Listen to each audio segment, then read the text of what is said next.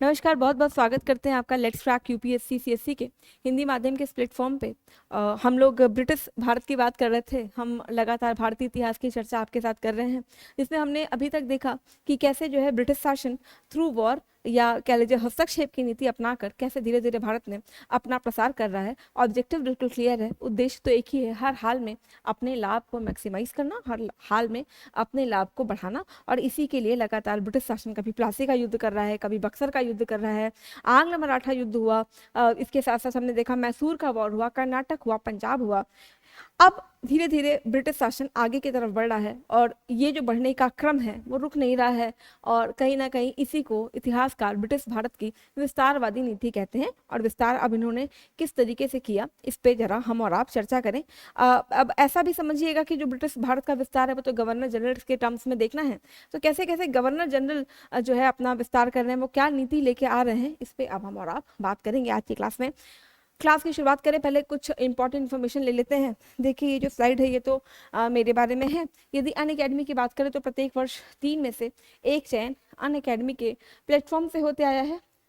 जुलाई extension offer, जिसमें 12 महीने के साथ 2 महीने, 18 महीने के साथ 4 महीने और 24 और 36 महीनों के साथ 6 महीने आपको फ्री दिए जा रहे हैं। अभ्यर्थी से अधिकारी तक का सफर की यदि आप इंटरव्यू की चुनौती को भी पार कर लेते हैं तो अन अकेडमी आपको 100% रिफंड देगा। एनुअल प्राइस हाइक होने वाला है बहुत जल्द, तो ऐसे में यदि आप भी अपने पंखों को, अपने सपनों को पंख देना चाहते हैं, उड़ान भरना चाहते हैं, तो जल्द से जल्द इसका लाभ उठा लें। ये प्रतिज्ञा बैच है जो मुखर्जी नगर से लाइव होगा 10 जुलाई से। यदि आप इसमें एनरोल कराना चाहें तो आप MK लाइव रेफर कोड का यूज़ अवश्य करें। आरंभ बैच है IAS 2024 के लिए, 8 जुलाई से शुरू हो रहा है। अगेन 0% EMI पे आप UPSC प्रिपरेशन कर सकते हैं, जिसकी फैसिलिटी आपको अन अकेडमी प्रोवाइड कर रहा है। ये कुछ ऑप्शनल बैचेस हैं, इनके बारे में इंफॉर्मेशन। और अब हम चर्चा करते हैं ब्रिटिश की विस्तारवादी नीतियों पे। राइट, ब्रिटिश की विस्तारवादी नीतियों पे जाएं, एक एक चीज को समझें। तो 2-3 जो बेसिक चीजें जरा उस पर ध्यान दें कि पहला चीज, विस्तार हो क्यों रहा है, किस बात का विस्तार। दूसरा कि जब ये विस्तार कर रहे हैं तो भारत के जो राजा हैं वो चुप क्यों हैं, भारत के राजा बोलते क्यों नहीं है, क्यों वो विस्तार होने दे रहे हैं भारत के में। क्या अभी इस चीज को लेके माहौल नहीं है, कहाँ पे विस्तार हो रहा है, क्या भारत में ही हो रहा है, क्या यहाँ पे आज भी उसी भारत का कॉन्सेप्ट है जिस भारत में हम और आप रहते हैं, या यहाँ पे अखंड भारत जैसा कॉन्सेप्ट ही नहीं है, इस वजह से ब्रिटिश का विस्तार हो रहा है। राइट, तो यदि हम चर्चा करें तो देखिए, जो कंपनियां, यूरोपीय कंपनियां आई थी, जिसमें डच, पुर्तगाल, फ्रांस, डेंस और आपका ब्रिटिश ईस्ट इंडिया कंपनी, ये जो सारी कंपनियां आई थी, इनका ऑब्जेक्टिव विस्तार से ज्यादा अपने लाभ को बढ़ाना था। निजी कंपनियां और सरकारी कंपनियां अन्य देशों से आई थी जो यहाँ पे अपने लाभ को बढ़ाने का लगातार प्रयास कर रही थी। ये भारत की कुछ परिस्थितियां भी ऐसी बनती गई जिसमें चालाकी से लाभ उठाया ब्रिटिश शासन ने और धीरे धीरे ये विस्तार कर रहा है।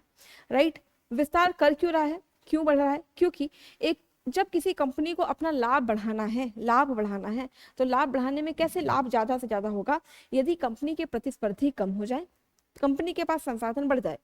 प्रतिस्पर्धी, हम शुरू से ये चर्चा करते आ रहे हैं कि प्रतिस्पर्धी मतलब एक प्रतिस्पर्धी जो कंपनी के जैसे ही अन्य यूरोपीय कंपनियां हैं उन वो हट जाएं, या भारत में जो लोग पहले से व्यापार कर रहे हैं वो हट जाएं। राइट, तो इन 2 कंडीशन में कंपनी के जो प्रतिस्पर्धी है वो हट सकते हैं। एंड सेकेंड थिंग कि ये तो हो गया प्रतिस्पर्धी, और दूसरा है संसाधन।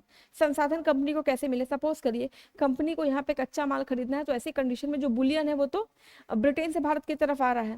ऐसे में कंपनी क्या करे कि भारत में ही भारत के पैसे दे और भारत का सामान भी ले ले।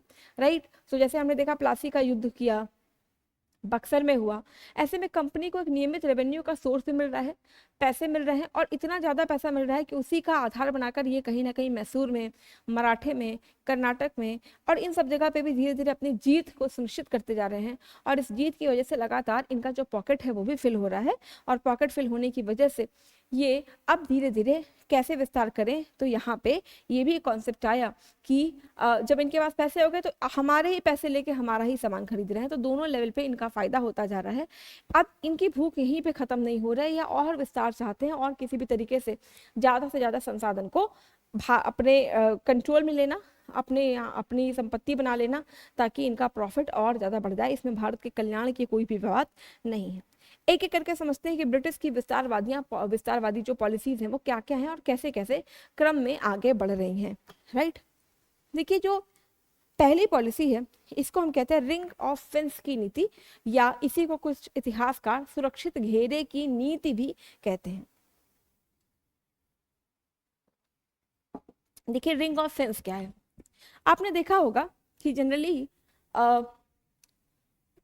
अगर आप खेत वगैरह देखते हो, खेत होता है ना, तो उसके चारों तरफ बाड़ा बना देते हैं, है ना, कि कोई जानवर हो, कोई भी इसके अंदर एंटर ना कर पाए, ये मुझे बचा के रखे। ये है ना, जैसे आपका सपोज करिए कि कोई खेत है, तो खेत के चारों तरफ बाड़ा बना दीजिए, ताकि जो है कोई इसमें एंटर नहीं कर पाए। ये जो है हमें प्रोटेक्ट कर लेगा, खेत को बचा लेगा। कुछ ऐसा ही रिंग ऑफ फेंस है। पहले चलो समझते हैं रिंग ऑफ फेंस की नीति लाई क्यों गई। तो पहले देखिए कि जो रिंग ऑफ फेंस लाई गई, तो उस समय कंपनी कहाँ है, कंपनी की स्थिति क्या है। जब रिंग ऑफ फेंस पॉलिसी लाई गई, तो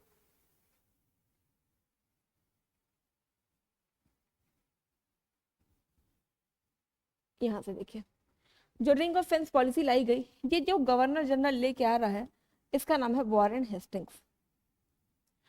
अभी देखिए कंपनी की स्थिति क्या है, यूरोपीय कंपनी, जो ब्रिटेन की कंपनी, इसकी स्थिति क्या है। पहली स्थिति तो ये है, पहली स्थिति तो ये है कि कंपनी यहाँ पे नंबर 1, कंपनी अभी एकमात्र शक्ति नहीं है। अभी यहाँ पे कंपनी शक्ति तो है, परंतु कंपनी एकमात्र शक्ति नहीं है। ठीक है, इस एकमात्र में मतलब और कौन कौन सी शक्ति है, तो यहाँ पे अन्य यूरोपीय शक्तियां भी हैं। सबसे बड़ी जो शक्ति है वो है फ्रांस। यानी कंपनी के सामने अभी चुनौती है अन्य बाह्य शक्तियों की भी, अन्य यूरोपीय शक्तियों की भी, जिसमें सबसे बड़ी शक्ति है जो कंपनी को चुनौती दे रही है वो है फ्रांस। कंपनी एकमात्र शक्ति नहीं है। दूसरी तरफ देखें, दूसरी तरफ की जो स्थिति है वो ये, ना तो कंपनी एकमात्र शक्ति है, ना ही अभी कंपनी के पास पर्याप्त संसाधन है, संसाधन भी नहीं है। ठीक, दूसरी तरफ तीसरा मुद्दा क्या है कि अभी हम देखें तो धीरे धीरे कुछ टेरिटरी कंपनी को मिल चुकी है, कंपनी के पास कुछ सीमा आ चुकी है। तो जो तीसरा मुद्दा ये है कि कैसे हम इस सीमा को, इस क्षेत्र को सुरक्षित रखें। कंपनी के पास ये भी है कि जो जो चीजें हमने हड़प ली, जैसे प्लासी मिल गया, बक्सर मिल गया, तो यहाँ पे ये भी सुनिश्चित करना है कि हर हाल में ये जो चीज है, ये जो संसाधन है, ये मेरे पास बने रहे। तो देखिए अभी कंपनी की स्थिति क्या है, कंपनी शक्ति तो है, परंतु कंपनी एकमात्र शक्ति नहीं है। यहाँ पे बहुत सारी अदर यूरोपीय शक्तियां भी हैं, जिनमें जो सबसे बड़ी शक्ति है वो है फ्रांस। इसके साथ साथ कंपनी के पास अभी उतने पर्याप्त संसाधन नहीं है जो कंपनी का जो डिजायर्ड लाभ है वो उसको दे सके। इसके साथ साथ कुछ जो क्षेत्र कंपनी के पास आ गए हैं, कंपनी के पास ये भी एक समस्या है कि उसको बचा के भी रखना है, उसको हर हाल में इंटेक्ट करके रखना है, सुनिश्चित करके रखना है।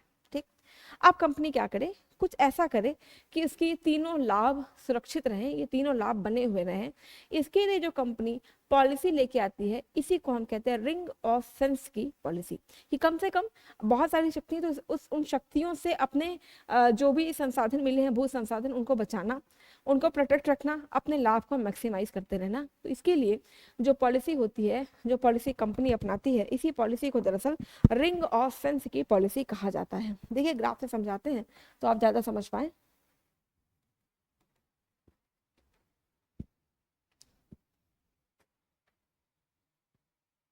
रिंग ऑफ फेंस क्या होता है, सपोज करिए ये कोई टेरिटरी है जो ब्रिटिश इंडिया के पास है, ये ब्रिटिश भारत का कोई पार्ट है। सपोज करिए एक पार्ट कोई राजा है, कोई प्रिंसली स्टेट है, वो यहाँ है, एक प्रिंसली स्टेट यहाँ है, एक इधर है, इधर भी प्रिंसली स्टेट है, राजे महाराजे हैं, बीच में ब्रिटिश इंडिया है। ब्रिटिश और इंडिया क्या करे कि ये जो चारों, इसको चारों तरफ से घेर रहे हैं, इन्हीं को वो अपना घेरा बना ले, इन्हीं सीमाओं को ये अपना घेरा बना ले कि किसी भी सूरत में अगर हमला होता है, चाहे वो फ्रांसीसियों का हमला हो, चाहे किसी अन्य शक्ति का हमला हो, या किसी बड़े रजवाड़े का हमला हो। देखिए इनके सामने रजवाड़े भी कम नहीं, इनके सामने मैसूर है, मैसूर जो इन पे हमला कर सकता है, अभी मराठे हैं, राइट। तो इन शक्तियों से अपने टेरिटरी को कैसे बचाएं कि जो भी चारों तरफ के लोग हैं, नंबर 1, 2, 3, 4, इन्हीं को क्या करें, हम रिंग बना लें। एक इस तरीके से रिंग बनाएं कि यदि हमला हो तो हमला झेले कौन, ये, और हम बचे रहें, ठीक है, यानी बफर की तरह बना लें। अब इसमें थोड़ा अंतर, इसके बाद हम देखेंगे सहायक संधि, ठीक है। तो सहायक संधि और रिंग ऑफ फेंस में अंतर क्या है कि यहाँ पे जो संबंध बनाए गए, इन राजाओं से संबंध बनाएंगे ब्रिटिश सरकार, कैसे बनाएगी, ब्रिटिश सरकार is equal to princely state. British सरकार और प्रिंसली स्टेट अभी दोनों बराबर बराबर हैं, भाई भाई हैं, कि चलो हम दोनों मिल जाते हैं और हम बताएंगे क्या कैसे कैसे करना है। इस कंडीशन में क्या करिए, प्रिंसली स्टेट हमारी एक सेना तुम्हारे यहाँ तैनात रहेगी, इनको पहले भय दिखाइए। किसका भय दिखाइए, अन्य यूरोपीय शक्तियों का भय दिखाइए, अन्य राजाओं का भय दिखाइए। मतलब मान लीजिए नंबर 1 के पास जाए कि देखो यहाँ से जो मराठे हैं तुम पे हमला कर सकते हैं, बताओ तुम्हारी कुर्सी तो चली जाएगी, ऐसे में क्या करो। तो इसने पूछा क्या करें, इन्होंने बोला हम बताते हैं, हमारी शक्ति देख रहे हो, यूरोपीय वाली शक्ति है, यूरोपीय पावर सिखाया है हमने अपनी सेना को, तो एक काम करो, हमारी एक सेना यहाँ पे रहेगी, आपका हमला ना हो, हमले को बचाएंगे, और इससे क्या होगा कि तुम्हारी जो टेरिटरी रहेगी वो इंटैक्ट रहेगी। तो इनको सबसे पहले क्या करिए, भय दिखाइए, अन्य राजाओं को भय दिखाओ। किसका भय, एक तो अदर यूरोपीय शक्तियों का भय,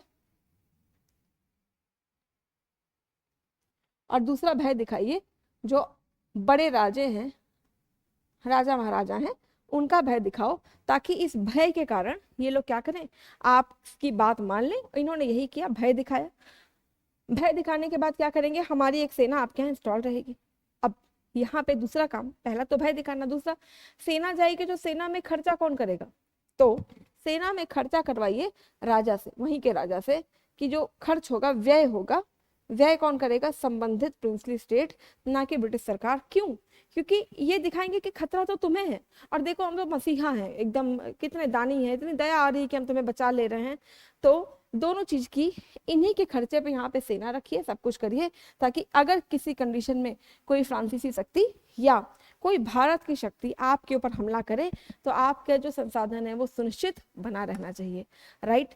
इसी पॉलिसी को हम दरअसल सुरक्षित घेरे की नीति कहते हैं, रिंग ऑफ फेंस कहते हैं। यानी अपनी टेरिटरी के चारों तरफ बाड़ाबंदी कर दीजिए, जैसे वैसे जैसे खेत में बाड़ाबंदी कर देते हैं ना, कि कोई जानवर जो है खेत चरने ना पाए, तो बस वही करेगी ब्रिटिश सरकार, जिससे कि जो उसका लाभ है वो मैक्सिमाइज रहे, जो उसका लाभ है वो ज्यादा से ज्यादा रहे। तो दिस इज नंबर 1, जिसको सुरक्षित घेरे की नीति कहा जाता है। मेरे ख्याल में आप बात समझ पा रहे होंगे कि सुरक्षित घेरे की नीति दरअसल क्या है।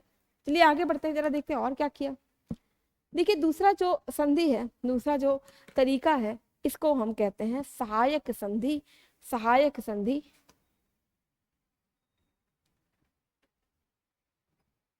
ये जो सहायक संधि है, ये जो सहायक संधि है, इसको अगर ब्रिटिश की बात करें, ब्रिटेन की बात करें, तो ये लेके आए थे आपके लॉर्ड वेलेजली। कहा जाता है लॉर्ड वेलेजली के पहले ही, लॉर्ड वेलेजली के पहले ही एक फ्रांस का गवर्नर था, जिसके बारे में हमने आपने चर्चा भी की थी, वो था डुप्ले, ठीक है। डुप्ले, डुप्ले पहले ही सहायक संधि यानी सब्सिडियरी अलायंस को लागू कर चुका था। वेलेजली को भारत में सहायक संधि के विस्तार के लिए जाना जाता है। इसने सहायक संधि को प्रस्तुत नहीं किया था, बल्कि सहायक संधि का भारत ने विस्तार किया है। तो यदि हम ब्रिटिश शक्ति की बात करें, तो ब्रिटिश शक्ति में जो लॉर्ड वेलेजली है, उसने इस सहायक संधि का भारत में विस्तार किया है। देखिए शब्द ही बता रहे हैं, पहला वर्ड है सहायक, दूसरा है संधि। यानी यहाँ पे ये बात कर रहे हैं सहायता देने की, भाई हम मदद कर देंगे, सहायता कर देंगे। ये लॉर्ड वेलेजली का समय है जो सहायता की बात कर रहे हैं। किसको सहायता देने की बात करेंगे, इसका मतलब कि पहला चीज तो ये है कि जो सहायता मांगे उससे सहायता, उसको सहायता दे दीजिए।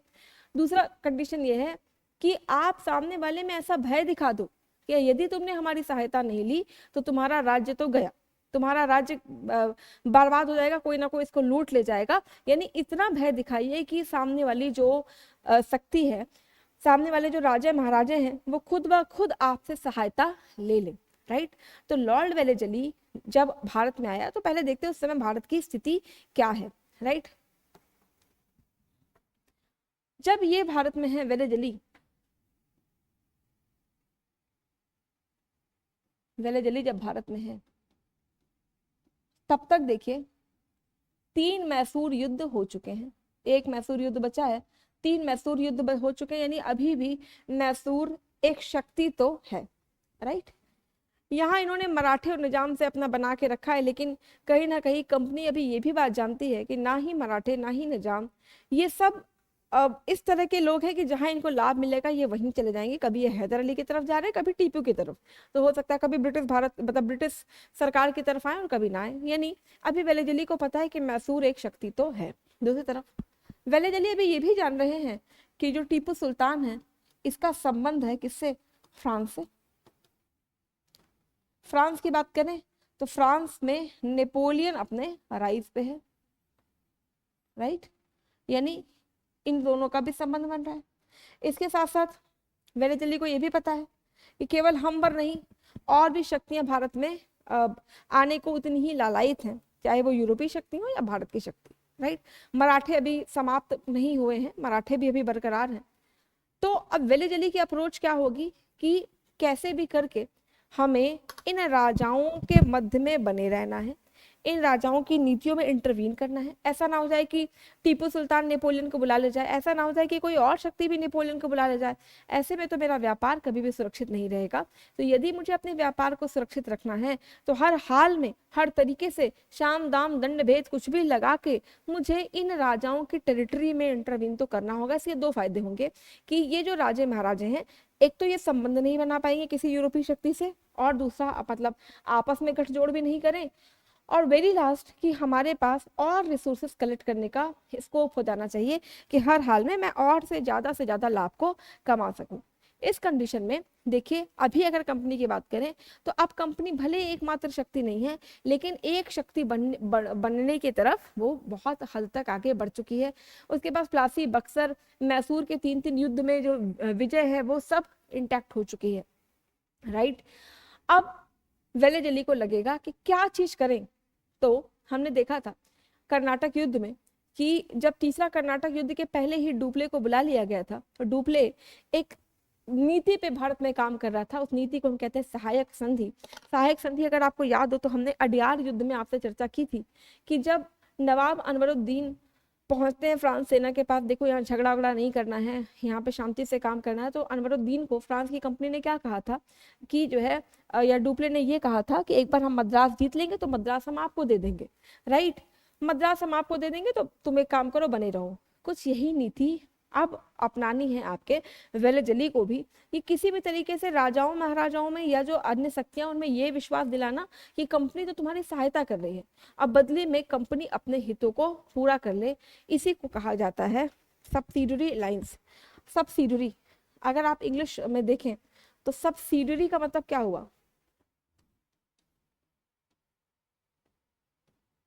सब्सिडियरी यानी आप इस कंपनी के नीचे हैं। यानी ऐसे देखें तो यहाँ पे ब्रिटिश सरकार is greater than princely state. Princely state अब क्या बन जाएगी, इनकी सब्सिडियरी बन जाएगी। क्यों?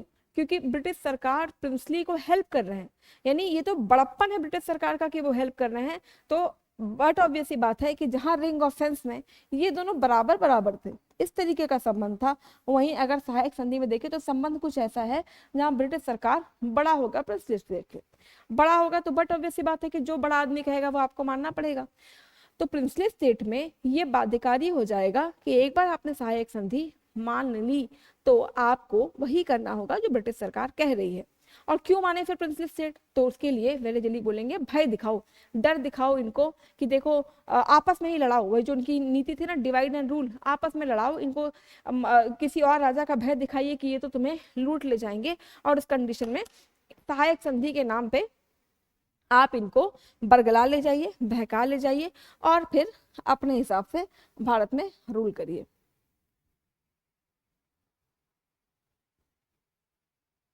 देखिए अगर मान लीजिए कि कोई राजा मान जाए कि ठीक है हमने सहायक संधि कर ली, तो मानेगा क्यों? क्योंकि भय है उसको, तो राजा भी मान रहे हैं। तो यदि सहायक संधि हो गई तो क्या होगा? पहला चीज ये होगा कि यदि आपने सहायक संधि को मान लिया है तो आपको अपने राज्य में एक ब्रिटिश सेना रखनी होगी, यानी ब्रिटिश सेना की तैनाती करनी होगी। और ये तैनाती कैसी है? स्थायी तैनाती। हमारी ब्रिटिश सेना लगातार तुम्हारे यहाँ बनी रहेगी। अब जरा सोचिए, ब्रिटिश सेना में अगर आपके यहाँ बनी रहेगी तो बट ऑब्वियस सी बात है कि जो खर्चा होगा, वहन होगा, वो कौन देखेगा? राजा।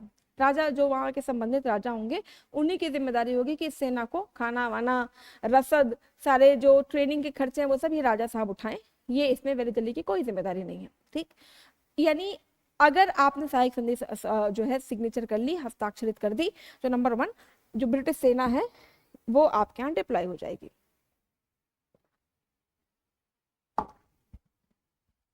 दूसरा, सेना के रख रखाव के लिए क्या करिए? सब्सिडी दीजिए। कौन देगा? राजा।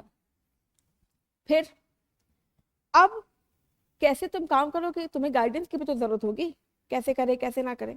इसके लिए कंपनी अभी इतनी दयालु है कि एक ब्रिटिश रेजिडेंट आपके यहाँ नियुक्त होगा। कहा तो ये गया था कि जो रेजिडेंट है वो आपके इंटरनल मैटर्स में कुछ भी नहीं बोलेंगे, आपको जो करना है करिए। ये तभी बोलेंगे जब मुद्दा बाहरी होगा, बाहरी शक्तियों से रिलेटेड होगा, अदरवाइज रेजिडेंट कुछ नहीं बोलेगा, जो कि कहीं ना कहीं सिर्फ दिखावा था। रेजिडेंट लगातार हस्तक्षेप तो कर ही रहा था। दूसरा देखिए, बिना अंग्रेजों की पूर्व नियुक्ति मतलब पूर्व अनुमति लिए आप किसी भी यूरोपीय को अपनी सेवा में नियुक्त नहीं कर सकते। अब देखिए, अगर किसी कंपनी को इंडिया में प्रोपोगेट करना है तो जरूरी था कि वो भारत की राजनीति, भारत की पॉलिटी या जो भूगोल है, इतिहास है, उसको समझे। इसके लिए क्या होगा? ये कंपनियां जनरली अपने यहाँ के लोगों को कहती थी कि तुम जो है भारत के जो राज्य महाराजा उनके नौकरी करने लग जाओ तो धीरे धीरे तुम्हें पता चल जाएगा। लेकिन कंपनी ने ये बाध्यकारी कर दिया कि यदि तुम सहायक संधि कर लेते हो तो तुम किसी और यूरोपीय सेना को अपने यहाँ पे सेवा में रख ही नहीं सकते। और जब सेवा में रखोगे नहीं तो बाकी जो कंपनियां हैं उनको भारत की राजनीति, भूगोल, इतिहास का कभी पता ही नहीं चलेगा। ऐसे में कंपनी सदैव एकमात्र शक्ति ही बनी रहेगी। फिर देखिए और क्या करना होगा। बिना गवर्नर जनरल की सलाह लिए बिना कंपनी यूरोपीय तो छोड़िए किसी भारतीय शासक से भी बातचीत नहीं करेगी। ठीक है, यानी यूरोप तो यूरोप, भारत में भी यदि कंपनी को कोई बात करना है, मैट्रिमोनियल अलायंस भी बनाना है, शादी विवाह भी करनी है, तो किससे पूछना पड़ रहा है? Governor general. ये सब तो राजा साहब करेंगे। कंपनी क्या करेगी? कंपनी ने तो भय दिखाया हुआ था। कंपनी ने बोला यदि तुम सहायक संधि कर लेते हो तो राजा साहब हम आपको आपके शत्रुओं से बचाएंगे, मित्र राज के आंतरिक मामले में हस्तक्षेप भी नहीं करेंगे। ठीक है, तो बेले जली की जो सहायक संधि है, यदि आप इसको समझ पा रहे हो तो जो चीज इसमें कॉम्प्रोमाइज की गई राजाओं द्वारा वो था उनकी संप्रभुता। राजाओं ने अपने निर्णय लेने की क्षमता ही किसी यूरोपीय शक्ति को थाली में सजा के दे दी। अब ना तो वो शादी कर सकते हैं, ना ही अपने विदेश नीति निर्धारित कर सकते हैं, ना ही संचार संबंध बना सकते हैं। हर जगह पे ब्रिटिश शासन का दखलंदाजी है। हालांकि इन्होंने ये कहा था कि वो आंतरिक मामलों में हस्तक्षेप नहीं करेंगे, लेकिन यहाँ पे ये जरूरी था ये देखना कि जो कंपनी ने बंगाल में किया वो किसी से ऐसा तो नहीं था कि देखा हुआ नहीं था, सबने इसको समझा था। तो जब सबने समझा था तो जरूरी था उनके लिए भी ये समझना कि ये अगर बंगाल के साथ ऐसा कर सकते हैं, प्लासी में ऐसा कर सकते हैं, तो हमारे साथ भी ऐसा कर सकते हैं। इसके बाद भी राजाओं ने इन पर ट्रस्ट किया। और देखिए जो सबसे बड़ी चीज राजाओं ने गिरवी रख दी वो था राजाओं की संप्रभुता, कि यानी एक बार आपने सहायक संधि कर ली तो आपकी संप्रभुता गई, सोवरेनिटी गई। और सोवरेनिटी जाने का मतलब ये है कि जो पहला काम तो होगा कि जब राजा की नीति ही गुलाम होगी तो प्रजा के साथ क्या क्या प्रॉब्लम्स हो सकती हैं, प्रजा जो है क्या चीजें जो है किस तरीके से कर सकती है, मतलब कितना उसके पास फ्रीडम होगी, कितना जो है स्वतंत्रता होगी। वहाँ पे जो पहले क्या होता था कि आपको पता है कि पुरोहित, उलेमा, जो चित्रकार, जो पेंटर्स, इनको राजा लोग प्रश्रय दिया करते थे, तब जो कि जाके ये लोग ग्रो करते थे। ऐसे में जब राजा की सोवरेनिटी ही गुलाम हो जाएगी, राजा साहब की सोवरेनिटी ही गुलाम हो जाएगी, तो कैसे होगा ऐसा, मतलब क्या ये पॉसिबिलिटी हो पाएगी, क्या ऐसा संभव हो पाएगा कि जो प्रजा है उसका कल्याण भी सुनिश्चित हो। दूसरी तरफ राजाओं की बात करें तो राजा कहा जाता है कि राजाओं के साथ ये समस्या थी कि वो प्रजा के हित में इसलिए भी काम करते थे ताकि उनको लगातार प्रजा का सपोर्ट मिलता रहे। ऐसे में यदि ब्रिटिश सरकार ये बोल रही कि देखो तुम्हारी सुरक्षा हमारी सुरक्षा है, हम तुम्हें सुरक्षित करेंगे, तुम्हारी सुरक्षा देखेंगे, ऐसे में यदि यदि वो प्रजा को अब सुरक्षा ना भी दें, प्रजा का लाख एक्सप्लॉयटेशन करें, तो प्रजा बेचारी किससे शिकायत करे, राइट। अब शासक को भी ये हो गया है, भारत के शासक को भी, कि अरे हमारे मसीहा है ना ब्रिटिश सरकार, वो हमें बचा के रखेंगे, तो क्या जरूरत है मुझे प्रजा का कल्याण करने की। तो जो इसका सबसे अल्टीमेट इम्पैक्ट होगा वो ये होगा कि यहाँ से जनता का शोषण लगातार बढ़ता जाएगा। ये जो जनता का शोषण है, यही शोषण धीरे धीरे धीरे धीरे करके कलेक्ट होगा, जो लेके जाएगा भारत को 1857 की क्रांति की तरफ। बहरहाल ये वेले दिल्ली की सहायक संधि, जिसने संप्रभुता तो ली राजा से, लेकिन राजा की संप्रभुता जाते ही जनता का शोषण बढ़ेगा, और जनता का शोषण धीरे धीरे जनता इस तरफ अब तैयार होगी, समझ पाएगी कि उसका शत्रु कौन है। अभी जो है यहाँ पे जनता का शोषण बढ़ा, राजा की संप्रभुता गई, और भारत में आपस में ही डिवाइड एंड रूल हो रहा है। यानी भारत के जो राजा है वो आपस में ही भय देख रहे हैं, उन्होंने ये सोचना ही छोड़ दिया कि सामने वाला भी मेरा मित्र हो सकता है। उनको लगा कि हमारी एकमात्र मित्र है कंपनी, तो चलो हम सहायक संधि कर लें। कहा जाता है कंपनी ने टीपू सुल्तान को भी कहा था कि तुम सहायक संधि कर लो, लेकिन टीपू सुल्तान ने सहायक संधि करने से मना कर दिया था। राइट, कंपनी को कहीं ना कहीं शक था कि टीपू सुल्तान नेपोलियन से संबंध बना रहा है, और ऐसे में टीपू सुल्तान पे हमला किया जाता है और उसको वो शहीद हो जाता है। बहरहाल इसकी चर्चा तो हमने पहले ही आपसे कर रखी है। तो ये है आपकी सहायक संधि, सहायता के नाम पे भय दिखा के अपनी टेरिटरी का, ब्रिटिश भारत का, ब्रिटिश कंपनी का लगातार एक्सपेंशन करना, ये है सहायक संधि। तो हमने दो चीजें देखी, रिंग ऑफ फेंस और सहायक संधि। इन दोनों में जो सबसे बड़ा अंतर है कि रिंग ऑफ फेंस में चाहे प्रिंसली हो और या ब्रिटिश सरकार, दोनों इक्वल टू थे, यानी इक्वल थे, बराबर बराबर थे। वहीं सहायक संधि में संप्रभुता अब ब्रिटिश शासन के पास चली गई है। इसका मतलब अब यहाँ पे बराबर बराबर नहीं है, बल्कि ग्रेटर देन है। ब्रिटिश सरकार अब भारत सरकार, मतलब भारत की जो रजवाड़े हैं इनसे बड़ी हो गई है। क्यों? क्योंकि ये इनका अपर हैंड है भाई, ये दया करके आपकी सहायता कर रहे हैं। तो दो पॉलिसीज की हमने चर्चा की। अब जरा और देखिए, इसको कहते हैं चूक का सिद्धांत या डॉक्ट्राइन ऑफ लैप्स। चूक का सिद्धांत क्या है, डॉक्ट्राइन ऑफ लैप्स क्या है, पहले जरा ग्राफ बना के समझते हैं। देखिए, जब हम भारत में एक्सपेंशन की बात कर रहे हैं तो अलग अलग गवर्नर जनरल आ रहे हैं, उसी के क्रम में एक्सपेंशन हो रहा है। 1857 की क्रांति के पहले जो गवर्नर जनरल भारत में आ रहा है उसका नाम है लॉर्ड डलहौजी। कहा जाता है डलहौजी ने ही इतना सारा कुछ कर दिया कि धीरे धीरे भारत तैयार तो हो ही रहा था 1857 की क्रांति की तरफ, इसने इस क्रांति को मजबूत कर दिया। कैसे? डलहौजी ने क्या क्या किया? कहा जाता है जितना प्रसार ब्रिटिश भारत का डलहौजी के समय में हुआ है, उतना प्रसार पूरे गवर्नर जनरल के कार्यकाल में कभी नहीं हुआ, जितना अकेला प्रसार आपके लॉर्ड डलहौजी ने किया है। राइट, इतना इस तरीके का किया है। कहा जाता है जो इनका सिद्धांत है, इसको देखिए किन किन आधारों पर देखेंगे। पहला तो है व्यपगत का सिद्धांत, और जो दूसरा सिद्धांत है इसको कहते हैं कुशासन का आरोप। ठीक है, दो ये हो गया, और जहां ये दोनों काम ना करिए हो युद्ध करिए। जब हम डलहौजी की बात करते हैं तो लॉर्ड डलहौजी के बारे में कहा जाता है कि ये एक उपयोगितावादी सिद्धांत का गवर्नर जनरल था। उपयोगितावाद, जिसको इंग्लिश में यूटिलिटेरियन कहते हैं। इसका मतलब क्या होता है? यूटिलिटेरियन का कॉन्सेप्ट कहता है कि आपको सबका सुख सुनिश्चित करने की जरूरत नहीं है, सबका सुख सुनिश्चित नहीं होगा, आपको मैक्सिमम लोगों पे फोकस करना है। तो यूटिलिटेरियन का कॉन्सेप्ट कहता है maximum gain to the maximum number of people, महत्तम लोगों का सुख सुनिश्चित कर दीजिए, सुख अपने आप आ जाएगा। राइट, अब महत्तम लोगों का सुख सुनिश्चित करने के लिए क्या करो? इन्होंने क्या किया? डाक, तार, रेलवे, जितनी भी चीजें आप देखेंगे ना, सब डलहौजी ने शुरू की है। तो उपयोगितावाद से जुड़ा हुआ था, जहां पे ये सबके कल्याण की बात नहीं, महत्तम लोगों के कल्याण की बात सोचता था। भारत में बात करें तो जो भारत में इसने एक्सपेंशन किया, डलहौजी ने एक्सपेंशन किया, दरअसल सबसे ज्यादा जो एक्सपेंशन हुआ है इंडिया में ब्रिटिश भारत का, वो डलहौजी के समय में हुआ है, जिसमें इनका एक सिद्धांत है व्यपगत का, एक है शासन, और तीसरा जो है वो युद्ध, through battle, through war, battle कर करके।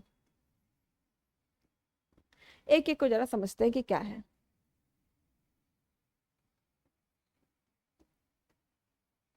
सबसे पहले बात करते हैं व्यपगत की, लैप्स की, जिसको कहते हैं चूक का सिद्धांत। वो क्या है? देखिए, अगर हम उस समय के भारत की बात करें तो उसमें जो रजवाड़े हैं, आप इनको तीन भागों में बांट सकते हैं। पहला वो है जो स्वतंत्र है, वो है जिनको अभी ब्रिटिश भारत में विलय ही नहीं किया गया, ये भी स्वतंत्र है। क्या इन पे व्यक्तिगत का सिद्धांत लागू होगा? आंसर होगा नहीं, इन पे नहीं, ये तो स्वतंत्र है। दूसरे वो हैं जो ब्रिटिश सरकार के मित्र हैं, इन पे लागू होगा? मित्र पे नहीं, इन पे भी नहीं। तीसरे वो हैं जिनको कभी ब्रिटिश सरकार ने ही, ब्रिटिश शासन ने ही जिनको रजवाड़ा बनाया था, ठीक है, तीसरे वो हैं जिनको बनाने वाला ही ब्रिटिश सरकार है। क्या इन पे व्यक्तिगत का सिद्धांत लागू होगा? आंसर होगा हाँ, केवल इन पे लागू हो रहा है, जो व्यक्तिगत का सिद्धांत है वो इस पे लागू हो रहा है। ऐसे बहुत सारे रास्ते जैसे झांसी, सतारा, संभलपुर, ये वो राज्य थे जिनको कभी ना कभी ब्रिटिश सरकार ने बनाया था। तो चूक का सिद्धांत या डॉक्ट्रिन ऑफ लैप्स क्या कहता है? इन्होंने बोला कि यदि ब्रिटिश भारत द्वारा बनाए गए किसी भी राज्य में, यदि ब्रिटिश सरकार द्वारा बनाए गए भारत के किसी भी राज्य में यदि उत्तराधिकारी ना हो, उत्तराधिकारी मतलब ब्लड रिलेशन वाला उत्तराधिकारी, जो राजा के डायरेक्ट संतान हो, यानी राजा की यदि संतान ना हो, जैविक बच्चा ना हो, तो उस कंडीशन में वो जो पर्टिकुलर टेरिटरी है वो ब्रिटिश भारत में ही विलीन कर ली जाएगी। यानी यदि आपके कोई पुत्र ना हो तो आपका जो शासन है ना वो हम क्या कर लेंगे? अडॉप्ट कर लेंगे। देखिए उस समय के भारत में जो मेन मुद्दा ये था कि दरअसल जो राजा लोग रहा करते थे वो गोद ले लिया करते थे, है ना, अडॉप्ट कर लेते थे बच्चे को। जैसे याद होगा आपको, कल की क्लास में हमने देखा था कि जब निजाम के कोई बच्चा नहीं था तो उन्होंने अपने भाई के बेटे को ही अडॉप्ट कर लिया था। तो भारत में ये जो प्रथा है, गोद लेने की प्रथा, वो बहुत कॉमन थी, हमेशा से चलती आ रही थी। तो इसमें बात ये थी कि यदि राज्य में कोई योग्य उत्तराधिकारी नहीं है, यानी राजा के कोई डायरेक्ट बेटा नहीं है, तो वो जो राज्य है वो हम ब्रिटिश भारत में ही फिर से क्या कर लेंगे? विलय कर लेंगे। और इसी की वजह से भारत में कई ऐसे राज्य थे जिसमें झांसी का नाम आपने सुना होगा, रानी लक्ष्मीबाई, कि जब इनकी का विवाह होता है तो अल्पायु में ही इनके पति का देहावसान हो जाता है और उस कंडीशन में इनके पास भी कोई योग्य पुत्र नहीं था, तो इन्होंने भी बच्चे को गोद लिया था। और इस कंडीशन में ब्रिटिश सरकार ने बोला कि हम जो है बच्चे को मान्यता ही नहीं देंगे, मान्यता नहीं देंगे तो ये जो राज्य है झांसी है इसका विलय ब्रिटिश भारत में हो जाएगा। और इसी चीज का विरोध करेंगे बहुत सारे राजे महाराजे, और यही विरोध धीरे धीरे मुखरित होगा 1857 की क्रांति में। तो धीरे धीरे देखिए हम 1857 की क्रांति की तरफ बढ़ रहे हैं। हमने अभी आपसे बात की कि जब सब्सिडरी लाइन्स था तो कैसे जनता का शोषण बढ़ा, जनता आंदोलित हो रही है। अब इधर कुछ राजे भी आंदोलित हो रहे हैं, जहाँ पे रानी लक्ष्मीबाई कहती हैं मैं अपनी झांसी नहीं दूंगी, हम अपनी झांसी नहीं देंगे। भले से ये कहीं ना कहीं इनका कहना ये था कि ये हमारी सोवरेनिटी, अपनी संप्रभुता हम किसी को देने होने वाले नहीं है। तो पहला जो आधार था वो है व्यक्तिगत का। व्यक्तिगत मतलब कि यदि आपके पास उत्तराधिकारी नहीं है तो उस कंडीशन में जो आपकी सत्ता है, जो आपका टेरिटरी है, क्योंकि इसको कभी ब्रिटिश भारत ने ही बनाया था, इसकी स्थापना ही ब्रिटिश सरकार ने की है, ऐसे में जो अल्टीमेट शक्ति है जिसने आपको शक्ति दी थी वो अपनी शक्ति अब वापस ले लेगी। इसी को चूक का सिद्धांत या डॉक्ट्राइन ऑफ लैप्स कहते हैं। अगला देखिए, कुशासन का आरोप। कुशासन मतलब कि जैसे अभी हमने देखा सब्सिडियरी लाइंस में कि हो क्या रहा है कि कंपनी जो है राजा से तो संबंध बना ले रही है। ऐसे में जो राजा लोग हैं वो क्या कर रहे हैं? प्रजा पे कोई ध्यान व्यान नहीं दे रहे। उनको लग रहा है कि चलो ठीक है ना, ब्रिटिश सरकार तो है ही हमारी रक्षा के लिए। ऐसे में डलहौजी को एक अच्छा सा आधार मिल गया कि क्यों ना मैं इसका लाभ उठाऊं और अपनी कंपनी की सीमाओं का विस्तार करूं। राइट, क्या करेगा डलहौजी? वो वहां के राजा से बोलेगा कि राजा तुम ना यहाँ पे मैल एडमिनिस्ट्रेशन लेके आ रहे हो, कुशासन कर रहे हो, और कुशासन कर रहे हो तो भाई हमारे ऊपर तो भार है ना, हम तो श्वेत व्यक्ति हैं, श्वेत व्यक्ति के ऊपर भार है कि भाई तुम्हें इन जंगली लोगों को सभ्य बनाना है। तो क्योंकि तुम इन लोगों के साथ अन्याय करो, यहाँ पे पूरा कुशासन है, कुशासन हम बर्दाश्त नहीं करेंगे, लिहाजा तुम्हारी सरकार को हटाया जा रहा है और ये टेरिटरी भी ब्रिटिश भारत का पार्ट हो जाएगी, हम भी, ये भी ब्रिटिश सरकार का पार्ट हो जाएगी, ये भी ब्रिटिश इंडिया हो जाएगी। क्यों? आधार बनाया गया कुशासन को। अवध का नाम आपको याद आ रहा होगा, अवध, ये जो है कुशासन का आरोप आधार बना बनाकर यहाँ पे धीरे धीरे ब्रिटिश सरकार अपना विस्तार कर रही। तो पहला आधार व्यक्तिगत का, चूक का सिद्धांत, डॉक्ट्राइन ऑफ लैप्स, और दूसरा क्या? कि कुशासन लगाइए, बताइए कि प्रजा को भी लगेगा हाँ हाँ बहुत मसीहा है ब्रिटिश सरकार। देखा राजा कुशासन किया था ब्रिटिश सरकार से, यानी उस समय कहते थे लाट साहब से देखा नहीं गया, और हम देखो महारानी की रियाया की तरफ बढ़ रहे हैं, महारानी की रियाया बनेंगे, राजा की रियाया हमको नहीं बनना है। और लोग सपोर्ट भी करेंगे ब्रिटिश सरकार का, ब्रिटिश सरकार कुशासन का आरोप लगाएगी और बड़ी आसानी से अपने जो टेरिटरी है इसका एक्सपेंशन कर देगी। और अगर ये दोनों ही ना काम करे, युद्ध कर लीजिए। और अब तक तो आप धीरे धीरे देख रहे हैं कि ब्रिटिश की सरकार इतनी हावी होती जा रही है, ये कहीं ना कहीं फूट डालो और राज करो की जो नीति है इसको अपनाकर ये लगातार युद्ध में तो बढ़त लेती ही जा रही है। तो ये जो 3 पॉलिसी इसके तहत जो है ब्रिटिश भारत का लगातार विस्तार हो रहा है, और कहा जाता है कि डलहौजी का समय आते आते मैक्सिमम भारत में विस्तार हो गया था। हालांकि डाक तार रेलवे इसका एक्सपेंशन में डलहौजी कर रहा है, लेकिन याद रखिएगा कि अगर रेलवे भी भारत में बन रही है तो वो भारत के लोगों के लिए नहीं बन रही है। इसका सीधा मुद्दा ये था कि कच्चे माल को अगर इंटीरियर सेक्टर से भी हो तो इंटीरियर सेक्टर से भी भारत के मुख्य भाव जो भूमि है वहां तक जो है माल को कैसे लाया जाए और तैयार माल को वहां तक कैसे पहुंचाया जाए। और इस ब्रिटिश की विस्तारवादी नीति का ही परिणाम था कि अब मैक्सिमम इंडिया के जो पार्ट्स हैं वो धीरे धीरे ब्रिटिश शासन के कंट्रोल में आते चले जा रहे हैं।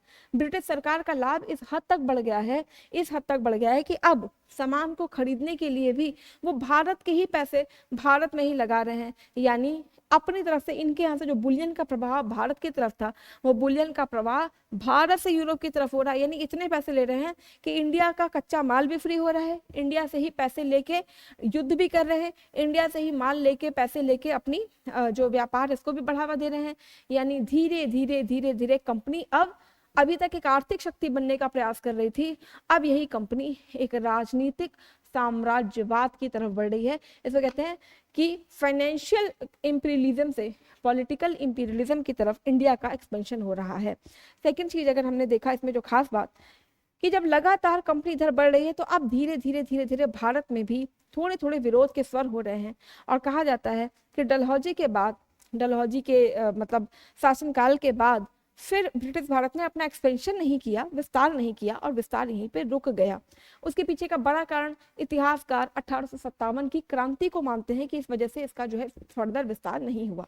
राइट, तो अभी तक हमने देखा कि जो एक कंपनी है ये अपने इनका लाभ, इनका जो ऑब्जेक्टिव है, इनका जो उद्देश्य है वो पूरी तरीके से क्लियर है कि हर हाल में इन्हें अपने लाभ को बढ़ाना है। इन्हें कोई मैटर नहीं है, इन्हें कोई फर्क नहीं पड़ रहा है कि भारत की जनता के साथ क्या हो रहा है, भारत के राजाओं के साथ क्या हो रहा है। यानी कि ये अपने ऑब्जेक्टिव में, अपने उद्देश्य में पूरी तरीके से क्लियर है, क्रिस्टल क्लियर है, और ये उसी डायरेक्शन में काम कर रहे हैं। वहीं जब हम भारत की बात करें तो यहाँ पे एक कंसेंसस नहीं है। मुगलों के बाद जो भारत में वैक्यूम है उस वैक्यूम को कोई फिल नहीं कर पा रहा है। भारत के पास एकमात्र जो कह लीजिए नेतृत्व का इतना सीवियर अभाव है कि वो भारतीय चेतनाओं को एक नहीं कर पा रही है। भारत में जो चेतना है वो बिखर रही है। एक तरफ रजवाड़े हैं जो इस बात से ब्रिटिश सरकार से खफा हैं कि भाई हमें अपना दत्तक पुत्र, अडॉप्टेड सन को राजगद्दी पे बैठाने का मौका दिया जाए। कुछ तरफ जो है जनता है वो इसलिए परेशान है कि उसका एक्सप्लॉयटेशन हो रहा है। कुछ जगह पे देखिए जो पुरोहित उलेमा है जिनको कभी राजा साहब काम दिया करते थे वो सब काम हट गए क्योंकि ब्रिटिश सरकार वेलेजली की संधि यानी सहायक संधि में अब कहीं ना कहीं सुरक्षा की जिम्मेदारी ले रहा है, तो राजा ने इन लोगों को प्रश्रय देना भी बंद कर दिया। राइट, तो अब देखिए कितने सारे विरोध के स्वर भारत में बढ़ते चले जा रहे हैं। धीरे धीरे धीरे धीरे अब हम और आगे की तरफ बढ़े जिसमें हम देखें कि किसानों को लेकर पॉलिसी क्या हुई, या कह लीजिए जो जमींदार हैं उनको लेकर जो ब्रिटिश सरकार उसने अपनी पॉलिसी कैसे कैसे चेंज की। सबसे खास बात जो इतिहास हमें दिखाता है वो ये कि ब्रिटिश सरकार लगातार जो अपनी पॉलिसीज है ना उसको तुरंत मतलब इतने फ्लुएंटली चेंज कर रहा है कि आवश्यकता चेंज, पॉलिसी चेंज। और वहीं अगर इंडिया की बात करें तो चीज़ें बड़ी स्टैग्नेंट सी दिखाई देती हैं। राइट, तो ये अभी हम ब्रिटिश भारत में यहाँ तक हमने चर्चा कर ली। आने वाली क्लास में हम कुछ महत्वपूर्ण एक्ट या अधिनियम देखेंगे। कहा जाता है कि जो ब्रिटिश सरकार है ना वो कोई भी चीज़ अलूफ में नहीं करती थी, ठीक है, हर कुछ को कोडिफाई करके लिखित रूप से करके, ताकि कभी भी उनके ऊपर ये मतलब कह लीजिए दबाव ना आए, ये एक नैतिक रूप से क्वेश्चन के कटघरे में वो ना आ जाए कि उन्होंने भारत को लूटा है। राइट, हर बार वो ये दुनिया को दिखा सके, दुनिया के देशों को, कि वो तो बेचारे महान लोग हैं, श्वेत व्यक्ति का भार है, तो वो बेचारे इसीलिए इन लोगों को सुधार रहे हैं, बाकी ऐसा कुछ है नहीं। तो वो जो भी कर रहे हैं वो कोडिफाई करके कर रहे हैं। तो कोडिफिकेशन कैसे कैसे भारत में किया गया, क्या क्या था, कैसे इसकी शुरुआत हुई, उसको हम अगली क्लासेस में आपके साथ चर्चा करेंगे। आज हमने ब्रिटिश की विस्तारवादी नीति की चर्चा आपसे की है। यदि इससे रिलेटेड कोई भी आपके मन में शंका दुविधा हो तो आप मेरे को कमेंट सेक्शन में क्वेश्चन पूछ लीजिएगा। लेक्चर की जो पीडीएफ है वो हम वीडियो डिस्क्रिप्शन में डलवा देंगे, वहां से आप पीडीएफ ले लीजिएगा ताकि आपके साथ के साथ नोट्स बनती चले, नोट्स आप रेडी करते चलिएगा, रिवीजन करते चलिएगा। राइट, चलिए फिर हम आज की जो हमारी चर्चा है, जो आज की हमारी क्लास है, इसको यहीं पे विराम देते हैं। बहुत बहुत शुक्रिया, बहुत बहुत धन्यवाद आपका ज्वाइनिंग के लिए।